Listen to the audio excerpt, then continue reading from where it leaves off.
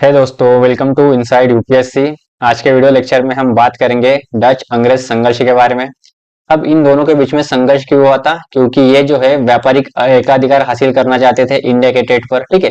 इसीलिए जो है इन दोनों में संघर्ष होता है और फाइनली क्या होता है, इन दोनों के संघर्ष में जो है डच जो है अंग्रेजों से पराजित हो जाते हैं और फाइनली जो है इंडिया से इनका पतन हो जाता है। तो आज हम इस आज के वीडियो लेक्चर में यही जानेंगे कि डचों का पतन क्यों हुआ था, इसके क्या रीजन थे, ठीक है। तो देखो, सबसे पहले क्या होता है, इंडिया में यूरोपियन कंपनी में प्रवेश करने वाली कंपनी कौन थी? पुर्तगाली थे, मतलब पुर्तगीज थे। अब ये इंडिया में कब आए? 1498 में जो है ये इंडिया में प्रवेश कर गए थे। अब ऐसा तो नहीं था कि पुर्तगाली इंडिया में आने से पहले इंडिया के ट्रेड पर या हिंद महासागर पर किसी का अधिकार नहीं था या किसका वर्चस्व नहीं था। तो इंडिया में ऑलरेडी ट्रेड कर रहे थे, यानी कि पुर्तगाली आने से पहले जो है इंडिया के ट्रेड पर और हिंद महासागर पर किसका कंट्रोल था? अरब ट्रेडर्स का कंट्रोल था। इसकी लोकेशन देख लो, ये जो एरिया दिख रहा है ना आपको, ये हो गया इंडियन ओशन, ये हो गया इंडिया, ठीक है। इसके इस एरिया पर जो है इसका कंट्रोल था, अरब ट्रेडर्स का कंट्रोल था। पुर्तगाल कहाँ पर? ये हो गया पुर्तगाल, ठीक है। ये हो गया डच। ये लोकेशन आप याद रखना क्योंकि ये लोकेशन आगे काम आने वाली है। इस एरिया पर जो किसका कंट्रोल था?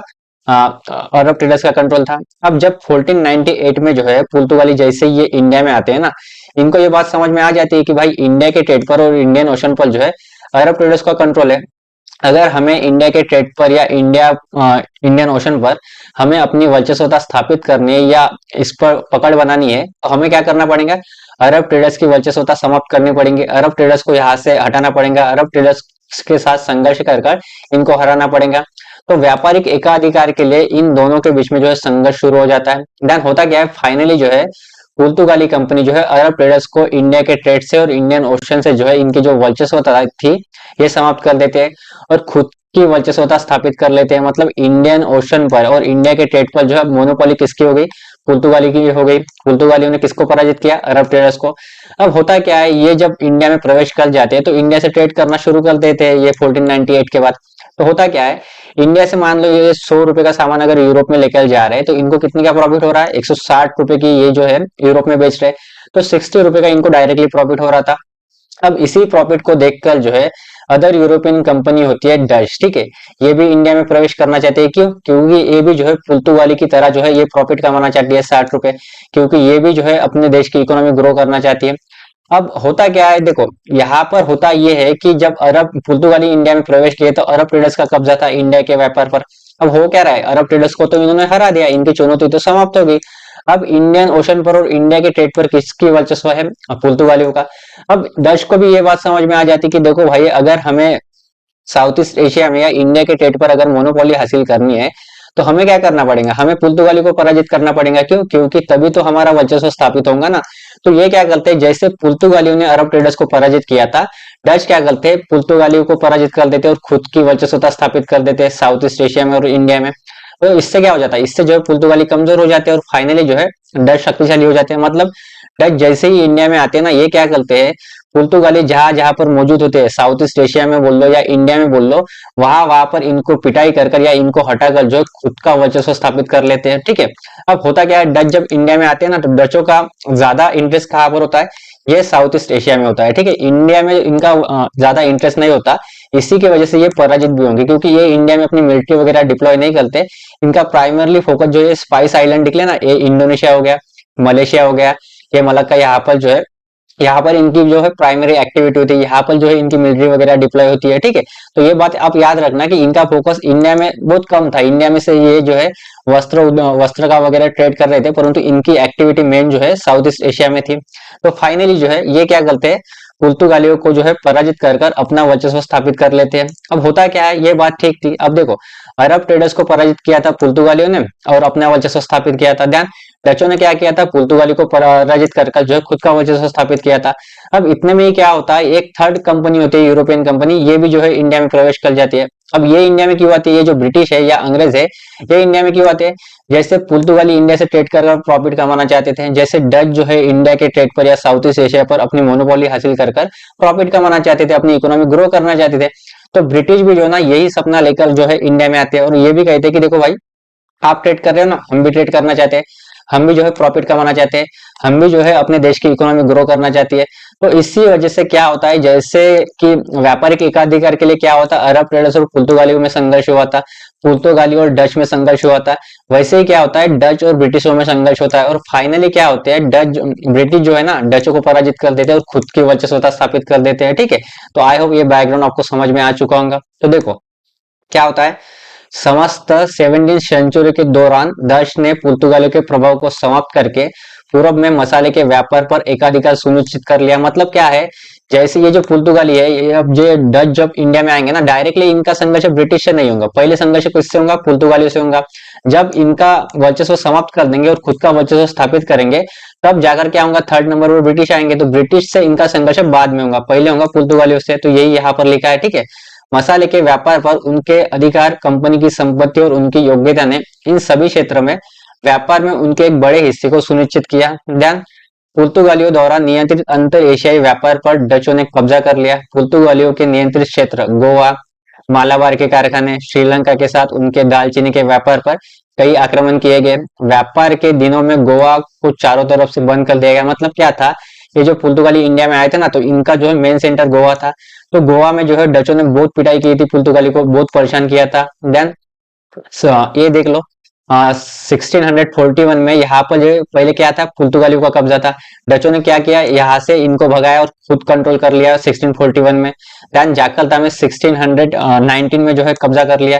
देन 1619 में जो है मसाला द्वीप, ये जो मलक्का पर है, मलक्कू बोला जाता है इसको, यहाँ पर भी जो है पुर्तगाली को हटाकर जो है डचों ने कब्जा कर लिया। देन इंडोनेशिया पर जो है 1602 में पुर्तगालियों को हटाकर जो है डचों ने कब्जा कर लिया। मतलब डच यहाँ पर बहुत ज्यादा शक्तिशाली हो गए थे और पुर्तगालियों की स्थिति यहाँ पर बहुत खराब हो गई थी। देन ये जो श्रीलंका है, ठीक है, यहाँ पर भी जो है ना पुर्तगाली बहुत संख्या में मौजूद थे, परंतु डच जैसे ही यहाँ पर प्रवेश कर जाते हैं, यहाँ से भी जो है पुर्तगालियों को भगा देते हैं और खुद का वर्चस्व स्थापित करते हैं। देन इंडिया में आप देख सकते हो कि कोच्चिन में ये फैक्ट्रियां खोलते हैं, पुलिकट में ये फैक्ट्री खोलती है, नागपट्टनम में, चाहे फिर चिंसुरा हो गया बंगाल में, कसीम बाजार में, और श्रीलंका में वेरियस जगह पर आप देख सकते हो। ठीक है, यहाँ पर जो है ये फैक्ट्रियां स्थापित करते हैं। अब हो क्या गया इसमें, इसमें हो ये गया कि यहाँ पर जो है डच शक्तिशाली हो गए और पुर्तगाली जो है बहुत कमजोर हो गए। अब इसी चक्कर में जो डच जब शक्तिशाली होते हैं, तो इसी चक्कर में क्या होता है, थर्ड नंबर पर ब्रिटिश प्रवेश कर जाते हैं।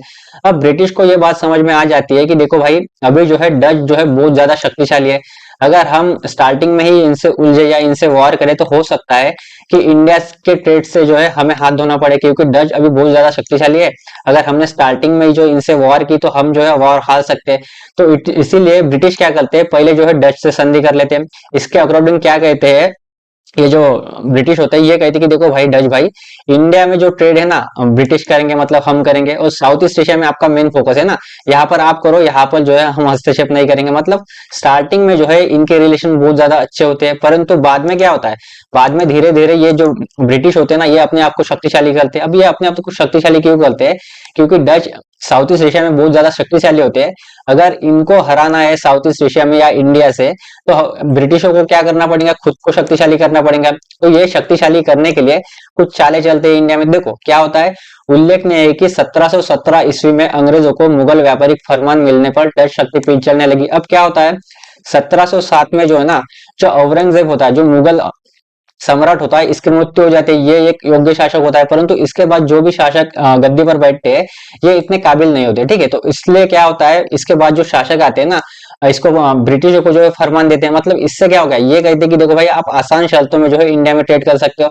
अब इससे क्या हुआ, ब्रिटिश और मुगल जो सम्राट थे, इनके जो है संबंध जो है काफी अच्छे होने लगे, काफी इनकी नजदीकियां बढ़ने लगी।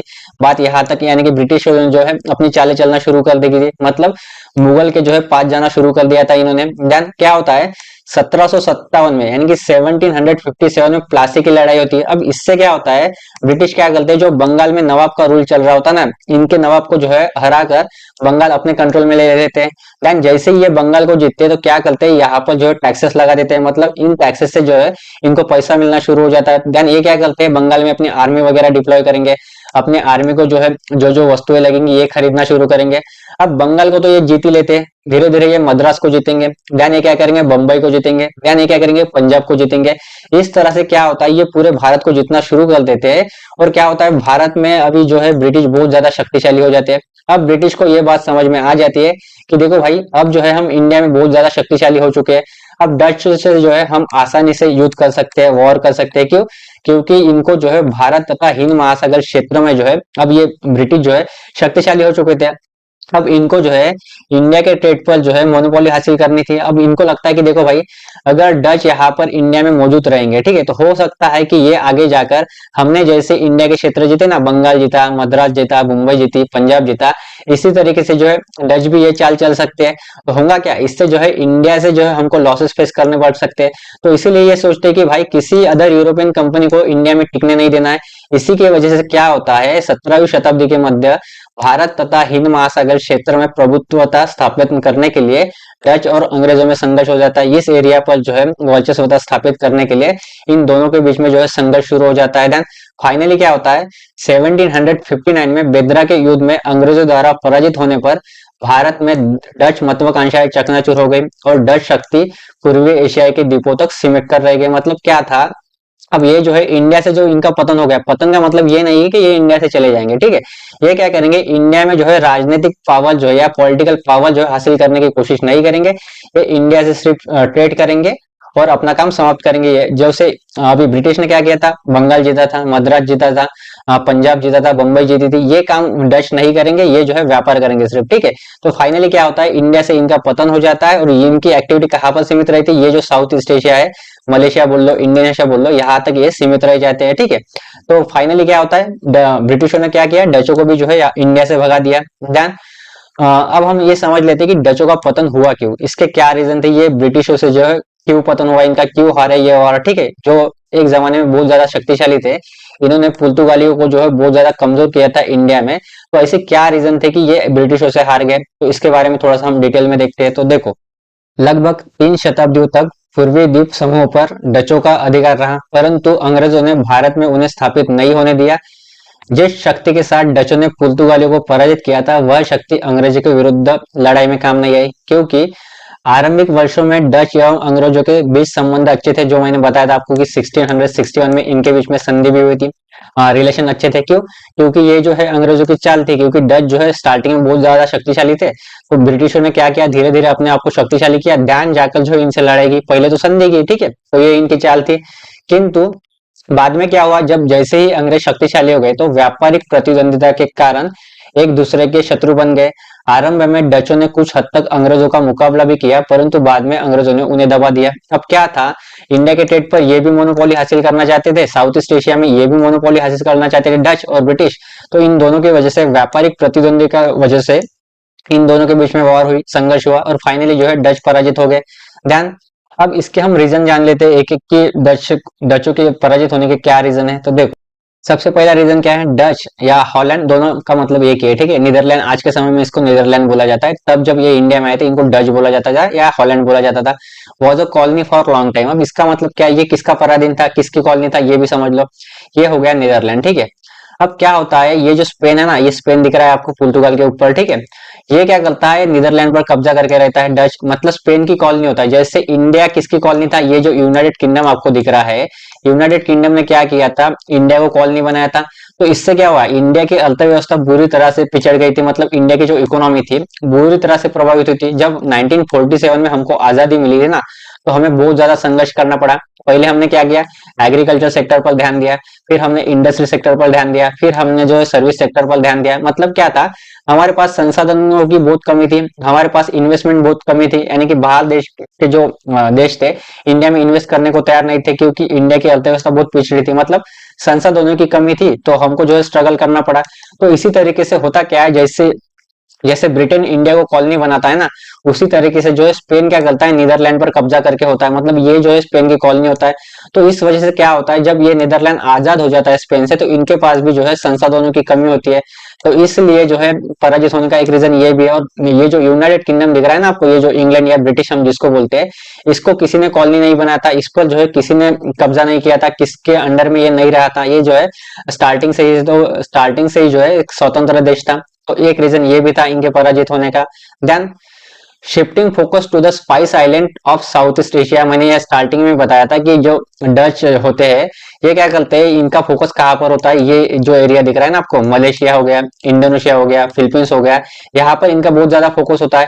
ये जो इंडिया दिख रहा है ना, यहाँ पर इनका बहुत ज्यादा फोकस नहीं होता। तो इस वजह से क्या होता है, ये जो है इंडिया में अपनी आर्मी वगैरह डिप्लॉय नहीं करते, ये बहुत ज्यादा फोकस यहाँ पर करते हैं मसाला आइलैंड पर। तो इनकी आर्मी जो है यहाँ पर वगैरह डिप्लॉय होती है।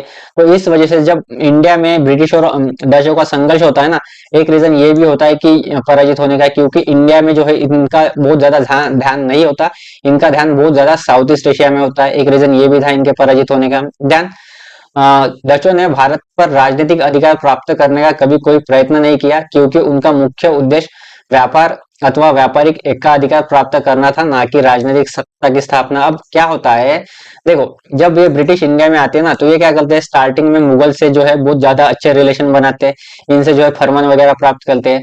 अब धीरे धीरे क्या करते हैं, ये बंगाल को जीतना शुरू करते हैं, फिर मद्रास को जीतते हैं, फिर जो है पंजाब को जीतेंगे, फिर जो है मराठा की जो मुंबई होती है इनको जीतते हैं। ठीक है, धीरे धीरे ये क्या करते हैं, पॉलिटिकल पावर हासिल कर लेते हैं। मतलब जो एक जमाने में मुगल पावर थी, इंडिया में रूल कर रही थी ना, मुगल को हटाकर जो है ब्रिटिश क्या करते हैं, अपनी जो है राजनीतिक पावर बना देते हैं। जैसे आज के समय में अगर हम बात करें, तो हमारे बीजेपी गवर्नमेंट रूल कर रही है, तो बीजेपी गवर्नमेंट किसको हटाकर रूल कर रही है, कांग्रेस सरकार को। ठीक है, तो उसी तरीके से जो तब के जमाने में क्या था, मुगल का रूल था इंडिया में, तो मुगल को हटाकर ये पॉलिटिकल पावर कौन हासिल कर लेते हैं, ब्रिटिश हासिल कर लेते हैं। तो इसी का वजह से जो है, इस एक रीजन ये भी है कि डचों ने ऐसा कभी प्रयास नहीं किया था। डच क्या कह रहे थे, डच बोल रहे थे कि देखो भाई, हम जो है पॉलिटिकल पावर या राजनीतिक सत्ता कभी हासिल नहीं करेंगे इंडिया में, हम जो है ट्रेड करने के लिए आए, हम जो है ट्रेड ही करेंगे। परंतु ब्रिटिश ने क्या किया, ब्रिटिश जैसे ही इंडिया में आए ना, मुगल को कहा कि देखो भाई, हम भी जो है बाकी यूरोपियन कंपनी की तरह हम भी जो है ट्रेड करने के लिए आए। तो स्टार्टिंग में इन्होंने क्या बोला कि हम ट्रेड ही करेंगे, परंतु जैसे जैसे इनको मौका मिला, इन्होंने क्या किया, इंडिया में जो है एक एक रूल, यानी कि बंगाल में जो नवाब का रूल था इनको हटाया, मद्रास को अपने कंट्रोल में लिया, मुगल सम्राट को भी हटा दिया और खुद की राजनीतिक पावर स्थापित कर ली। तो इस वजह से भी जो है इनका जो है इंडिया में काफी पकड़ थी ब्रिटिशों की, इनके पास पॉलिटिकल पावर थी, इनके पास इंडिया में इनकी नेवी अच्छी थी, इनकी आर्मी अच्छी थी। इस वजह से भी जो है डच पराजित हो गए, क्योंकि डचों ने इंडिया में जो है कभी भी पॉलिटिकल पावर हासिल करने की कोशिश नहीं की। देन डच मुख्य रूप से व्यापारी बने रहे, इसलिए वे भारत में बहुत अधिक दिनों तक टिक नहीं सके। बगैर राजनीतिक सत्ता की स्थापना के व्यापारिक एकाधिकार संभव नहीं है, यह मैं अभी बता चुका हूँ आपको। देन अत्यधिक केंद्रीकरण की नीति, डच व्यापारिक कंपनी कभी भी स्वतंत्र रूप से कार्य नहीं करती थी, बल्कि इस पर सरकार का सीधा नियंत्रण था। मतलब क्या है, अब ब्रिटिश कंपनी जो थी, ईस्ट इंडिया कंपनी थी, ये प्राइवेट कंपनी थी, ये जो है ब्रिटिश सरकार के कंट्रोल में नहीं थी। परंतु ये जो डच कंपनी थी ना, ये क्या थी, एक सरकारी कंपनी थी। तो बार बार जो भी डिसीजन इंडिया में लेना है या साउथ ईस्ट एशिया में लेना है, तो इनको क्या करना पड़ता था, पहले वहां की सरकार से पूछना पड़ता था। तो इस वजह से भी जो है पराजित होने में एक रीजन ये भी है। देन अंग्रेजों की तुलना में नौसैनिक शक्ति, जो नेवी होती है ना, कमजोर होना, ब्रिटिश नौसैनिक शक्ति का डच नौसैनिक शक्ति से अधिक मजबूत होना। मतलब क्या है, इनकी जो नेवी थी, इंडियन ओशन में बोल लो या कहीं पर भी, बहुत ज्यादा शक्तिशाली थे, इनके पास संसाधन बहुत ज्यादा अच्छे थे, जहाज बहुत ज्यादा अच्छे थे, और इनके जो है सैनिक जो है बहुत ज्यादा अच्छे थे। परंतु डच की नौसैनिक शक्ति जो है ब्रिटिशों की तुलना में कमजोर थी, और जिसका अधिकार समुद्र पर होता है ना, वो किसी भी देश पर जो है राज कर सकता है। तो इस वजह से भी जो है डच शक्ति पराजित हो गई। ठीक है, देन अब लास्ट रीजन हम देख लेते हैं कि बिगड़ती हुई आर्थिक स्थिति, इकोनॉमिक सिचुएशन। अब इसका मतलब क्या है, देखो, डच कंपनी राष्ट्रीय अधिकारिता में थी, जिससे डच कर्मचारियों में अंग्रेजी कंपनियों के कर्मचारियों के समान लीडरशिप की भावना तथा उत्साह का अभाव था। ठीक है, देन डच कंपनी के अधिकारियों का वेतन बहुत कम था, इसलिए वे अपना निजी व्यापार, मतलब प्राइवेट बिजनेस में ज्यादा सक्रियता दिखाते थे। प्रत्यक्ष अथवा अप्रत्यक्ष रूप से वे कंपनी के हितों की अनदेखी करते थे। अधिकारियों की उपेक्षापूर्ण नीति के कारण डच कंपनी की स्थिति निरंतर खराब होती गई। मतलब क्या था, ये जो ब्रिटिश कंपनी थे, इनके जो ऑफिसर थे, इनके जो अधिकारी थे ना, इनका पेमेंट वगैरह बहुत ज्यादा था, तो ये जो है अपनी कंपनी के प्रति जो है अपना भावना उत्साह जो है इनका होता था। परंतु डच का क्या था, डच अधिकारियों का, यानी कि डच ऑफिसर जो थे, इनका वेतन या इनकी सैलरी बहुत कम थी। तो ये क्या करते थे, इनका वेतन तो बहुत कम था, इनको जो है सर्वाइव करना था, इनको जो है प्रॉफिट कमाना था। तो ये क्या करते थे, निजी व्यापार, मतलब प्राइवेट बिजनेस करते थे। मतलब कंपनी में काम करने के साथ साथ ये अपना बिजनेस भी करेंगे। तो ये क्या करेंगे, कंपनी से वेतन तो उठाएंगे, परंतु कंपनी के लिए उतना डेडिकेटेड काम नहीं करेंगे। ये क्या करेंगे, डेडिकेटेड काम अपना बिजनेस बढ़ाने के लिए, यानी कि प्राइवेट बिजनेस जो भी करेंगे ना, ये अपना बिजनेस बढ़ाने की कोशिश करेंगे, अपने को प्रॉफिट बढ़ाने की कोशिश करेंगे। तो इससे क्या होगा, इससे जो है डच कंपनी जो सरकारी कंपनी थी, इसको जो है लॉसेस फेस करने पड़े, इसकी जो है इकोनॉमिक सिचुएशन बिगड़ने लगी। तो एक रीजन ये भी था कि ये जो है ब्रिटिशों से पराजित हो गए। ठीक है, आई होप दोस्तों ये जो है सारे रीजन आपको समझ में आ चुके होंगे। तो ये वीडियो यहाँ पर हो जाती है समाप्त। मिलते हैं एक अगले वीडियो में। Thank you for visiting to my channel. Do like, subscribe and share to the maximum. Next video will be uploaded very soon. Thanks for listening.